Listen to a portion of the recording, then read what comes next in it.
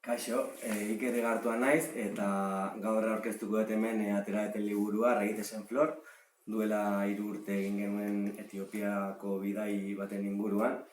Eta, Mikel Babianokin hemen hausnarketa batzuk ingo ditugu elkarrekin, argazki batzukin batera. Beharbada jakin dakizun bezala, liburutegiak, Urretxuko liburutegiak aurten 50 urte bete ditu, eta urte horren harira aritu gara eta ari gara urte guztian zehar zenbait ekitaldi eta zenbait liburu aurkezpen antolatzen. Testu inguru horretan ulertu behar dugu Iker Igartuaren liburu aurkezpen hau. Izan ere, ona etorri zarete Iker Igartuaren Raíces en Flor liburuaren aurkezpena berri izatera, eta horren inguruan arituko gara gaur hain zuzenek. Ekitaldiari ekin aurretik, eskerrak eman nizkieke Urretxuko liburutegiari, Urretxuko kultur zerbitzuari, eta Davidei eta ona etorri zarete guztioi. Eta besterik gabe Iker labur-labur aurkeztuko dizuet, eta ondo iruditzen bazaizue hasiko gara. Gure asmoa da ekitaldia euskeraz egitea. Nuestra intención es hacer el acto, realizarlo en euskera, pero intentaremos intercalar el castellano y si tenéis cualquier pregunta no dudéis en plantearla. Eta zerbait egongo balitz ondo ulertu duzuena, esan lasai, eten lasai, egin galderak, ezkezkatu horregatik. Beraz, como decía, si no lo entendéis bien, si queréis interrumpirnos para hacer alguna pregunta, queréis comentar algo, no dudéis en hacerlo. Hemos pensado estructurar el acto en algunas partes. En primer lugar hablaremos del proceso de escritura, hablaremos también de lo que es el viaje que realizó Iker a Etiopía, hablaremos también del colonialismo, del postcolonialismo, que es un tema que aparece bastante en el libro, y en último lugar pues pediremos a Iker que nos hable un poco de sus proyectos o de lo que tenga ahora en mente. Orduan, Iker labur-labur aurkeztuko dizuet, pentsatu dut ezagutzen duzuela. Iker Urretxuarra dugu, Euskal Herriko Unibertsitatean Ingeniaritza Industriala ikasi zuen, Gasteizen eta Bilbon, okerez banago, eta irakaslea da gaur egun, Eibarren, eta zalantzarik gabe bidaiatzalea amorratu, asko gustatzen bidaiatzea, eta okerez banago munduko txoko gehienetan ez da, askotan bai, izan da, batzuk faltako dira, baina askotxo ikusi dituzu eta bizi izan dituzu. Asian izan da, Afrikan, Europako txoko askotan... Amerika oraindik ezagutu gabe, baina, Bueno, kontatuko diguzu, nahi badezu. Tira, besterik gabe Ikerri emango dugu hitza, eta esaten nuen bezala, como decía, la primera parte se le dedicaremos al proceso de escritura del libro, ¿sí? Raíces en Flor, publicado en Don Book, si no me equivoco, el año pasado, en 2021. Eta liburu asko hartzen daukagula eta Iker, kontatu pixka bat nola sortu zen hau idazteko ideia edo zen izan zen prozesua. Ni bidaietan beti idatzi izan dut. Lehenengo bidaia hola handia edo importantea niretzat izan zen Done Jakue bidea, Camino Santiago. Eta hor diario modun idazten duzu zuretzako, eta jazta. Eta hori betiko gauza bat izan da. Hau da lehenbiziko aldia argitaratzen dudana, baina idatzi beti idatzi izan dut. Imprimitu baita ere, azkeneko bidaiak Asiakoa, Afrikan lehenbiziko jundunena baita ere idatzi genuen, baina hori da. Eta zeatik dan idazteko joera hau bidaietan, porque bakarri bidaietan idazten dut, ez dakit, baina azkenen da, nik uste bidaia horren intentsoa da, bidai baten ez, bidai bateko egun bat hartze duzu eta da hemengo hilabete bat bezala. Orduan horren intentsoa da, nahi gorde betirako. Escribo en los viajes porque es como darle inmortalidad a esos momentos, ¿no? Quieres guardar que no se te olvide. Los momentos siguen en tu cabeza, todo lo que has vivido, todo lo que te ha cambiado, eso sigue, pero bueno, es como que quieres tenerlo guardado, ¿no? en un manual como este o imprimido para que eso esté ahí para ti. Vale. La manera de viajar, la manera que tenemos de conocer el mundo en general y de conocer a las personas. Tú mismo reconoces que una de las mayores aportaciones fue precisamente el hecho de conocer a la gente en el viaje y en los viajes en general. Sí, pues no sé, Etiopía por ejemplo tiene muchos lugares turísticos, tiene muchos atractivos turísticos, ¿no? De naturaleza, montañas, arqueología, muchas cosas que son pues eso, de verlas. de foto y tal. Pero nosotros nos centramos más en las personas, porque al final, pues lo que decía, ¿no? Estamos 3 días en un pueblo, que es un pueblo de paso, de 50 habitantes, escribiendo y pintando, y te pasan cosas con la gente, conoces a uno, intentas hablar su idioma, te ríes, o no, o uno igual solo quiere tu dinero y tal, y esas cosas son para mí, el viaje es eso, la relación con las personas. Pues si fuera Etiopía y no habría nadie en Etiopía, diría, pues bueno, hay unos montes, un desierto y ya está, pero que la gente es lo que hace el lugar y el viaje. Etiopía es una palabra que se repite mucho, pero muchos estarán preguntando aquí, ¿por qué Etiopía? Zergatik Etiopía? Egia esan ez dakit, bueno, Afrika beti asko gustatzen zaigu Afrika, ez? Maitelita bioi, eginda geneukan bidai bat hegoaldetik, Mozambike, Zimbabue, Zambia, Swazilandia eta hegoaldeko Sabana eta leku horietatik. Eta baina genuen zoze Afrika argi geneukan, baina desberdina, nahi genuen igual Afrika tropikala edo beste Afrika bat. Eta ez genuen mendebaldekoa Senegal da udana, porque bueno, ez da, igual ohikoa egiten zaigu guri ez, baina jendeagatik eta. Eta Etiopia ondo sonatzen zuen, eskiritza ondo sonatzen zuen Etiopia. Bertu genuen, eta esan genuen, guau, mundik dare, eta jo, dare, etnia hauek, eta historia zinen bizaten redatzen, eta jo, atraktibo, bai. Jarriko dut hemen lau argazki, oain Etiopia eta zegiala, nun dago Etiopia eta hemen dago Afrika mapa eta Etiopia ez dakinantzako dago el Cuerno de Afrika. Hau aspaldi izan Abisiniako imperioa, Kriston imperio, bueno, Kristona, gaur egun Etiopia da. Da gaur egun Afrikatik herrialde bakarra inoiz guztiz kolonizaua izan ez dena. Liberia baita, baina bueno, Liberia da sortutako, Liberia beste kontua da. Orduan, Etiopia dauke, bueno, uste maiztuen mugak, ya bastante naturala, ez? Osa, ez da hemen eskubin daukan dugun dago segura. Hau adibidez, koloniaren eragina da, bueno, hau da bastante naturala.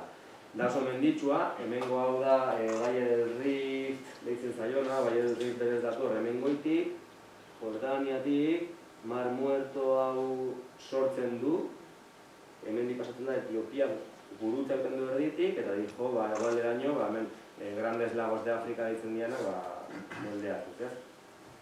Erdian dago Addis Abeba, kapitala, 1500 metro eta oso altu dago, eta, bueno, gu partikularki mugitu ginean hemen iparraldera ginean Lagotana, hau da Lagotana, hemen dare Simien mendiak, oso polita, edarrak.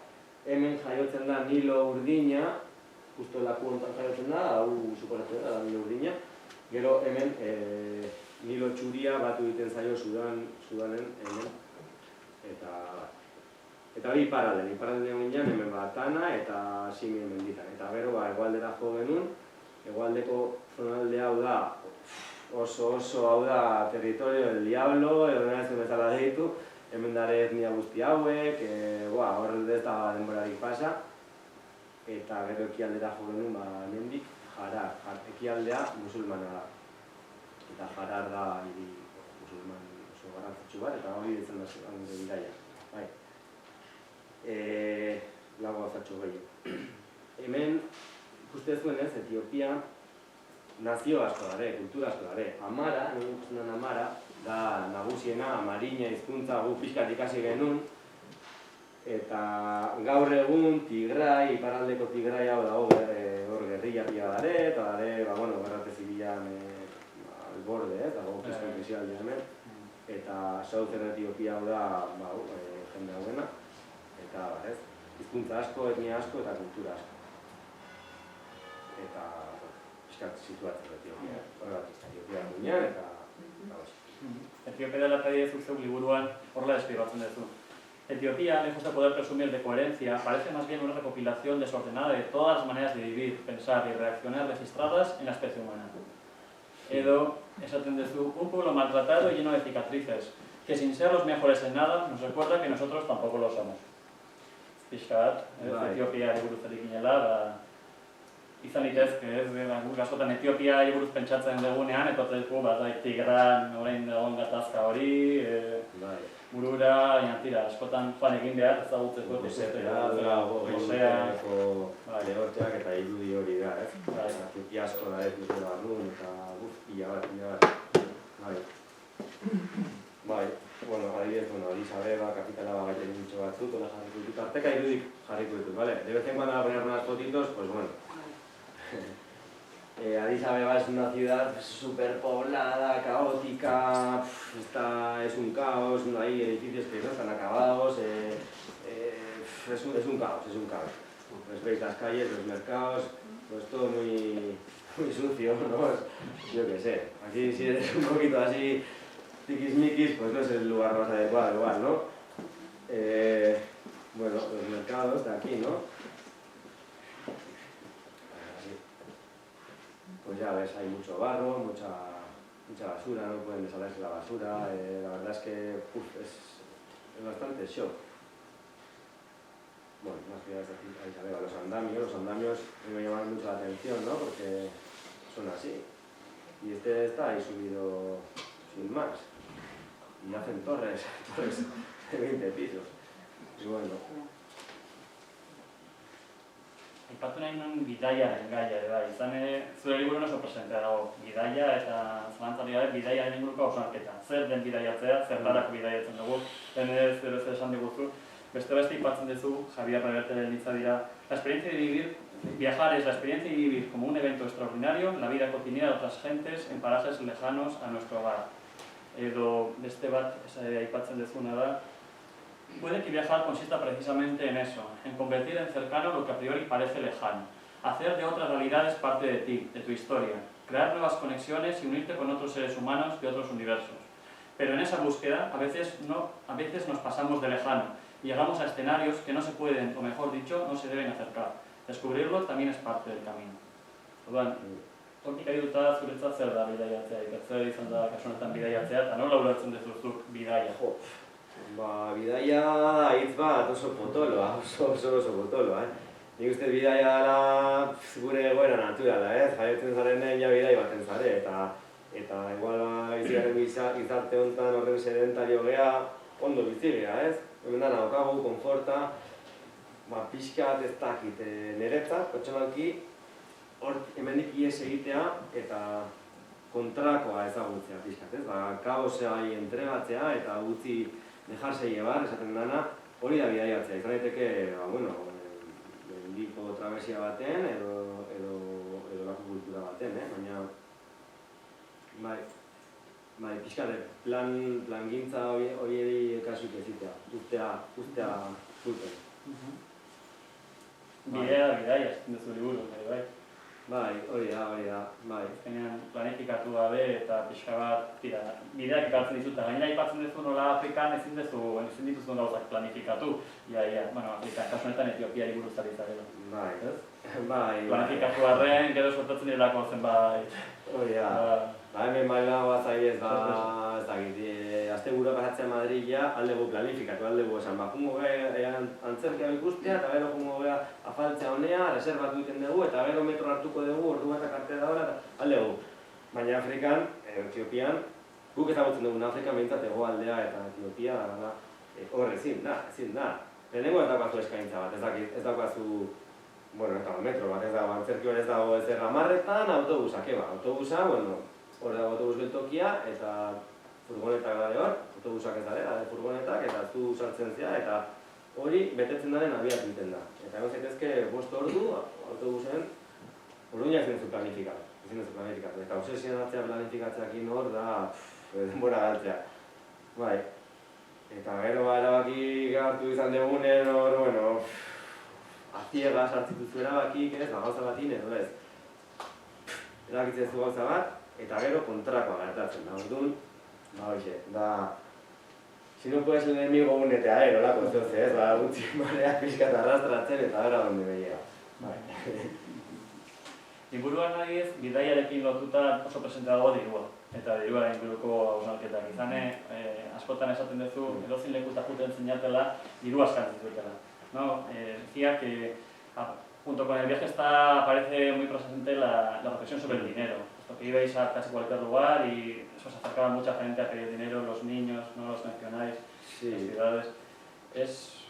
¿Qué peso tuvo el dinero, por ejemplo, en general, en este viaje? Pues mucho más del que nos hubiera gustado. Eso era una frontera, un stop, una barrera que nos separaba a los de allí y a nosotros. El dinero te pone aquí una medallita y no es que tengamos dinero o no, para ellos sí que tenemos dinero, por supuesto. Entonces, simplemente por ser blancos ya, pum, tienes dinero y eres diferente allí. Y por mucho que quieras ser como ellos o pasar camuflado, que va, nos marcaban, pum, llegabas a un sitio y la gente viene pues a mendigarte, ¿no? Es su necesidad también, pero decías, jo, si quieres, juego contigo o te invito a comer o teníamos un camping gas, hacemos una comida, comemos juntos, lo que quieras, pero yo no vengo no es cuestión de limosnas o de dinero, ¿no? O sea, el dinero era una frontera, como si tú eres un etíope y yo soy el de fuera y tenemos aquí algo en medio que nos separa y es el dinero. Sí. Y eso también lleva mucho a engaños que intentan hacer, ¿no? Pues bueno, es normal. Pues, que pagues más por las cosas o yo qué sé, ¿no? Engaños pueden estar justificados o no, pero no sé. Quieres estar en el mismo estatus que ellos y es muy difícil, muy difícil. Y ese tipo, en ese caso, dejarse engañar, aunque estés consciente de que te están cobrando 10 veces más de lo que en realidad te deberían cobrar, o de lo que cobran a otro etíope, en este caso. Yo diría que no. De hecho, ya nos enfadamos más de una vez, pues porque, pues no sé. Recuerdo esto no está en el libro, pues eran 15 bir, era la cerveza. Y aprendimos un poco en la marina, bueno, pues un poquito como de supervivencia. A nosotros nos cobraban 16 bir. Y en la mesa de al lado les entendimos y estaban pagando de 15 bir. Y dijimos, joder, o sea, a ver, es que no, eso no, pues ahí nos enfadamos, ¿no? Dijimos, no, esto vale 15 bir, pues yo pago 15 bir, me voy a tomar 8 cervezas y voy a pagar las 8 cervezas, pero, coño, trátame como un etíope más, ¿no? Sí, no sé. Es que nuestra limosna no les ayuda. Yo creo que en cualquier lugar, pues pobre, aquí en Nepal, donde sea, el hecho de que vayamos a dar una limosna lo que provoca es pues que la gente vagabundea al turista, ¿no? Y así pasa que llegas a un pueblo y los niños vienen, pum, pum, moneda, o caramelo, o lo que se les dé. Y eso no es bueno. Hay niños que en lugar de ir a la escuela van a pedir dinero a los turistas. Pues ya ves. Entonces hicimos nuestro pacto porque también pues, te estremece el alma. Hay gente que te viene pidiendo y es muy duro, muy duro. Gente que te viene así diciendo para comer, no sé qué, una tras otra. Es muy duro decir que no. Y dijimos, solo vamos a dar a gente pues, muy adulta, pues que veamos que pues, no puede trabajar, o bueno, mucha gente que ves, pues yo qué sé, lisiados y mucha gente muy mal, ¿no? Ciegos. Ahí no hay ayudas como aquí, entonces bueno, hay gente muy pordiosera así por la calle. A esos, pero a los niños ni de palo. Pero al mismo tiempo también hay, como dices en el libro, bastantes jerarquías, ¿no? Muchas diferencias sociales. Recuerdo que describes uno de los edificios que está en Mercato, si no me equivoco, en Addis Abeba, sí. Y dices cómo ese edificio tiene varias plantas y como en la planta de abajo están los que menos recursos tienen, mientras ni tienen, y que a medida que vas subiendo te encuentras con la gente que vive de manera más occidental, que imita a Messi y todas estas cosas, ¿no? Sí. Al final ellos nos ven de un modo muy idealizado, ¿no? A los europeos y quieren adaptar pues, modos de vida pues, muy parecidos a los de aquí, ¿no? Pues las discotecas, la manera de vestir, los looks, el pelo, todo. Y eso solo puede hacerlo el que tiene pasta. Y ese, pues hay un mercado, es el que está en el último piso, ahí están los pubs. En el primer piso, pues bueno, igual hamburguesas y cosas que igual pues, son un poco medio accesibles y tienes pasta. Abajo está toda la muchedumbre. Entonces, sí, era curioso. Cuanto más arriba, más poder social, económico, social. Sí. Además que la arquitectura misma en este caso se convierte en un referente, ¿no? De las jerarquías. Sí, sí. Interesante. Os he traído un libro que es de Kapuczynski, no sé si os suena el escritor. Este es un escritor polaco que fue periodista de guerra y que viajó mucho en los 60, 70 por el mundo para conocer los conflictos en general. Escribió mucho sobre África. Y entre otros tiene un libro que se titula El Emperador.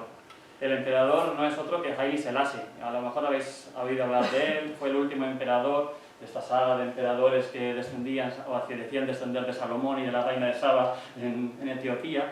Y entonces Kapuczynski, en este libro escrito en el 78, nos describe la disolución de ese imperio y cómo se desmorona el régimen imperial y cómo da paso a un régimen socialista que llegaría en el 74-75 con el derrocamiento de Haile Selassie, del emperador. Y habla precisamente de cómo este emperador tenía por costumbre repartir dinero a la gente y cómo la gente lo quería precisamente por eso. Si quería el régimen era porque quería que el emperador le diera dinero. Y ir en contra del régimen para mucha gente era pensar que se quedaría sin las limosnas que le daba el emperador. Y Kapuczynski habla mucho de este tema. También habla del dinero. Y en concreto tiene una reflexión.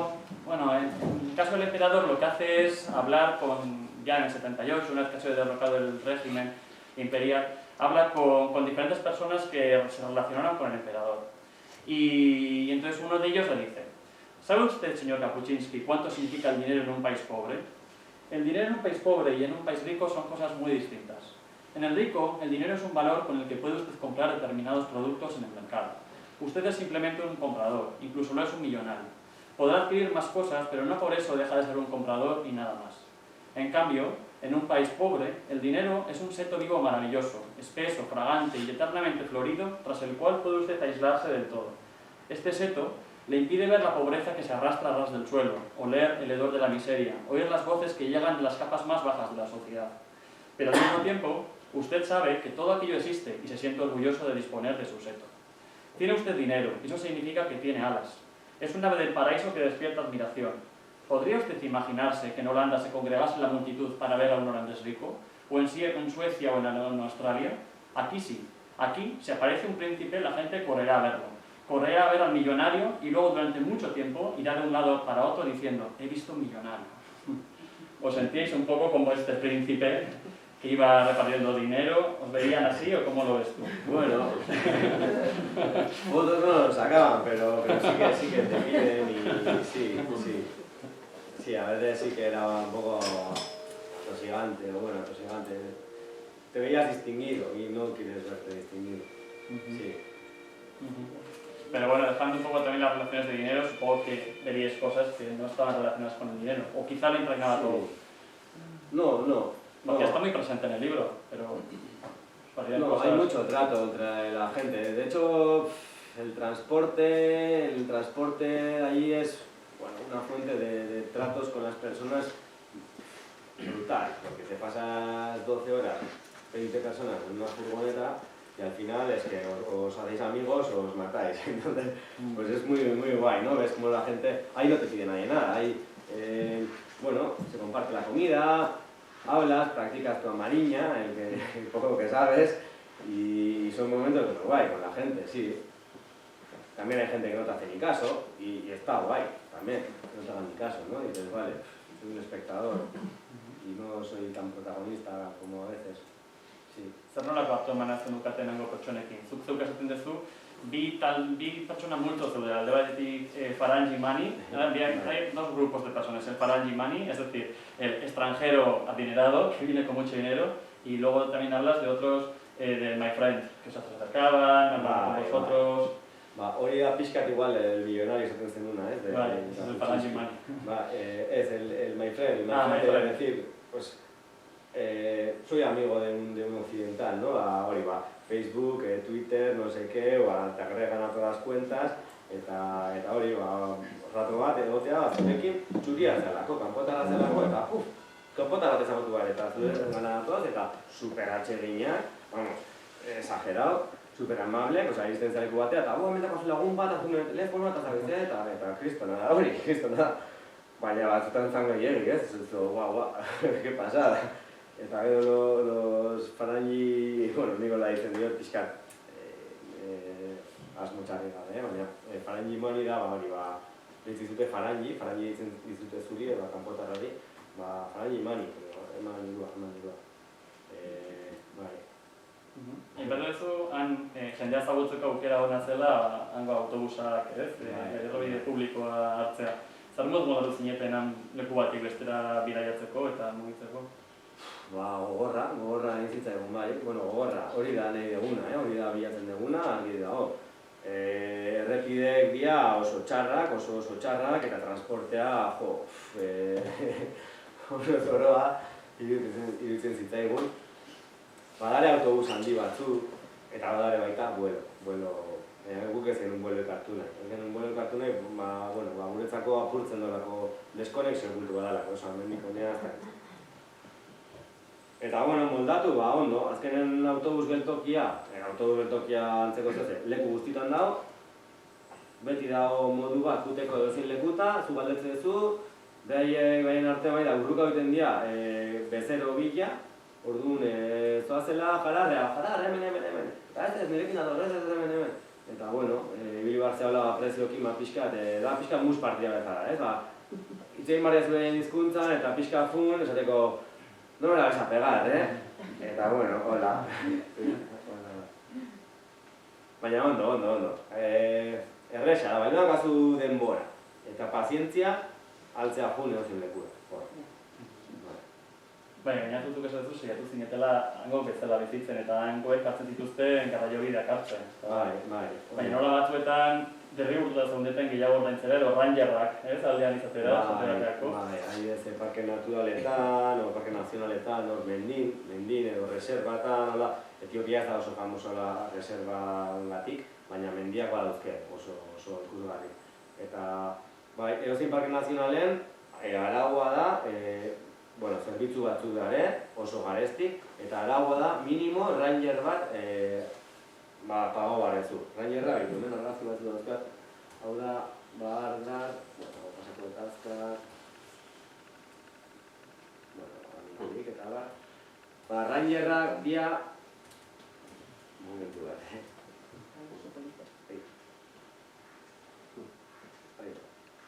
Rangerra dia, tipo bat, eskopeta batekin, zurekin dijola, ez da, bazkare, animalik, o lo que sea, ez da hola benetan arriskurik, baina, gure ranger, hau egia rangerrak, gurea zan, gurea, inak ziren mendita eta minimo ranger bat kontratutu da, rangerrak egin baita jerarkia ikusten da, rangerra da azkeneko eslaboia, oza, honek zeraman, gondia txinino batzuk, gelada, ditzen dianak, oso Jon Bon Jovirekin egiten konparazio bat, Jon Bon Jovi agertu bat zala. Hau da, rangerra hemen eskubin, eta argazki batean, hau da bere ekipajea. Zabor poltsa bat, eta jazta, eta bere eskopeta. Ez do, hitz egiten gu saiatzen berekin harreman bat egiten, ez? Pizka bat sentitzen zera, ostia, daramaten ben tipo bat, ez dut bere gainetik egon nahi. Eta behin eta berriro, jerarkia da sagratua, eta jantzitzen zela monosilago, entzun erlazionan nahi, eta bai. Gero darra beste zerbitzukia bat, guia, transporte, astoak, cocinero, ayudante cocinero, eta hasta negazu apaiz bat. Gu minimo nahi genuen eta rangerra zan legez, así que... Hazen bar metros, nukan, mendia? Puntuik altuena 4.000 eta piko dauka. Gu irtxina 4.000 zinen egitxe, 4.000 inguru. Ez da argazki oso honak, bendikoak, zede... Lainoa inzon, kriston lainoa, 3 egun pasatzen ditut hemen. Baina ikusten zan arteka, hola, lainoa arte hemen ikusten dut bezala, hor hemen forma osa bortitzak, ez da urbasa gigante bat izango bezala. Horan oso lagua eta berdea, hora de txinino hauek, gelada hauek, txilada, eta kriston pareta, 1.000 o 1.000 metroko pareta. Zaki baten ikusiko da, nolako. Ez argazik ez dia oso ona, bidui, sin más. Baina, bai, oso natura da. Gauen kriston hotza egiten zuen, badirudi Afrikagatik beroa egiten duela, eta hori ez da hola. Hemen kanpinan gaina zulo dauzkagu azpin eta euria egin zuen, sartu zitzaigun ura azpitik, gu gaina sartu ginen kanpinan jarri genuen olako besto baten, eta bai. Gero da boniteke gukita zegoen aurre ditziki lotuta, ez? Hori zaigu, joan, Claro, mere egiten duen,